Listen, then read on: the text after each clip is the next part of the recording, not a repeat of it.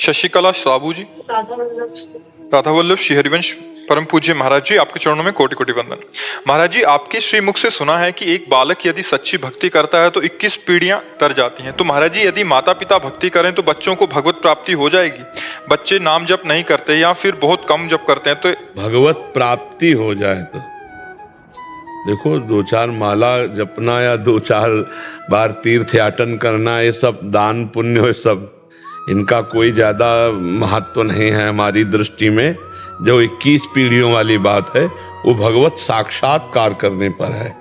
आवागमन से मुक्त जो महापुरुष है वो बिल्कुल सत्य है। जो 21 पीढ़ियों का वर्णन बिल्कुल सत्य है। भगवान की प्राप्ति उस वंश में किसी को भी हो जाए तो 21 पीढ़ियां तर जाएंगी, चाहे वो बालक को हो जाए या पिता को हो जाए, किसी को भी हो जाए, पर भगवत प्राप्ति हो जाए। ये 2-4 माला या तीर्थ याटन या महाराज नृग का नाम सुना है? क्या सुना है? तो दान कर बहुत करते थे, खूब स्वर्ण से सजा के, और ब्राह्मणों को पूरा मकान और ब्याह सब व्यवस्था करते। और एक गाय जो दान नहीं लेता था, ऐसे ब्राह्मण की गाय किसी तरह उनके गौशाला में पहुंच गई और वो किसी ब्राह्मण को दान कर दी। और वो दान लेकर जब जा रहे थे तो जो ब्राह्मण की गाय थी जिसकी गौशाला में चली गई, उसने कहा ये गाय तो मेरी है। तो उसने कहा ये गाय तो अभी महाराज नृग ने दी है। तो दोनों महाराज नृग के पास आए। जिसको दी थी उसने कहा महाराज नृग आपने हमें दी? बोले हाँ दिया। तो बोले जिसकी गाय थी उसने कहा मेरी गाय है। तो उनका मुझे इसका पता नहीं, क्योंकि बड़ी गौशाला है, आपकी छूट के गाय आ गई होगी। तो हमने जिसको दान की है इसको ले जाने दो, 1000 गौएं ले लो।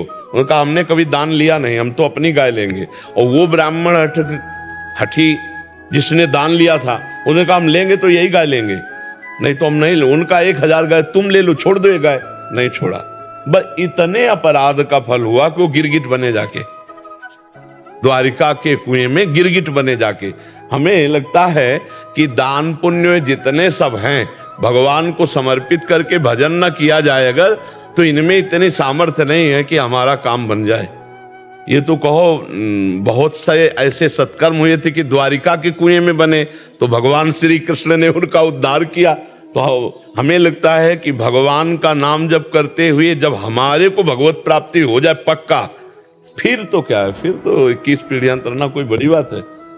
अरे वैसे भी देखो, सरकारी आदमी के परिवार को सुविधा देती है हमारी भारत सरकार के लिए देती, तो वो तो अखिल सरकार है।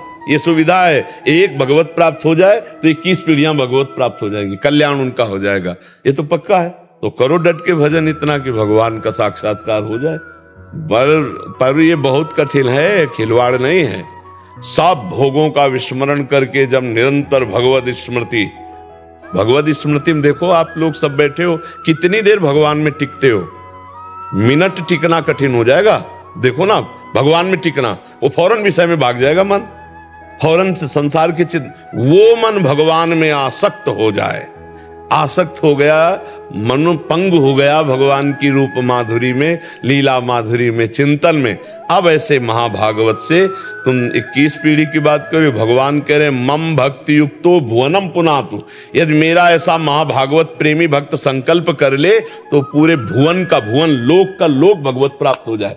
लोक मम भक्ति युक्तो भुवनम पुनात। देवर्षि नारद जी ने कहा सा तरति सा लोकान तारयति। वो स्वयं तर जाता है, स्वयं तर जाता है, वो लोकों को तार देता है। पर कठिन है भगवत प्राप्ति, भगवत प्राप्ति कठिन। निरंतर भजन करना, भोगों का त्याग करके अन्य कोई स्मरण न रहना, केवल भगवान का स्मरण रहना, ये बहुत वर्षों के अभ्यास से भगवान की कृपा से होता है। नहीं देख लो, 1 मिनट भगवान में नहीं टिक सकते, कितना कठिन है। सबसे बड़ा विश्व का कठिन काम है भजन।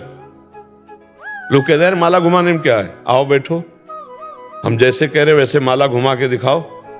सामने राधा नाम लिखो अपने दिमाग में, और आंख से उसी को देखते रहो, और कान से उसी को सुनो, और अंदर से वही बोलो। और हर एक मन का उतना ही सकले जितना राधा बोला। अभी देखो तुम्हारा मन कहेगा ये माला रखा है, और भागेगा संसार में। लगा के देखो, सबसे कठिन काम दुनिया का मन को संसार से हटाकर भगवान में लगाना, सबसे कठिन काम। आप बताओ, है ना कठिन काम?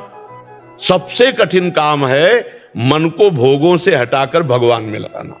भोगों में लगाओ, 3 घंटे फिल्म चला लो, बिल्कुल आनंद से बैठे रहोगे, कोई परेशानी नहीं रहेगी।